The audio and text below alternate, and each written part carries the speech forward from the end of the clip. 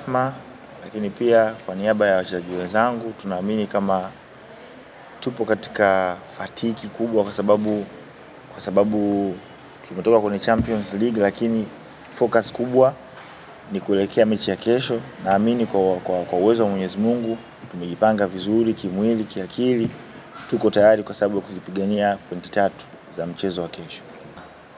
Kile ambacho tumepangiwa ama kwa niaba ya technical bench kubwa tuliokuwa nalo, madokta wazuri wanafanya kazi vizuri wakuweza kuhakikisha sisi afya yetu iko vizuri na tunaimarika. Kila jambo litakuwa sawa, naamini kwa uwezo wa Mwenyezi Mungu kesho tutafanya vizuri. Na ndio maana nimekwambia tuna benchi nzuri na tuna madaktari wazuri kuweza kuhakikisha kila afya ya mchezaji iko salama. Hilo. Shabiki wa Young Africa tunawapenda na tunaomba wajitokeze kwa wingi kwa kuweza kuzipigania alama 3.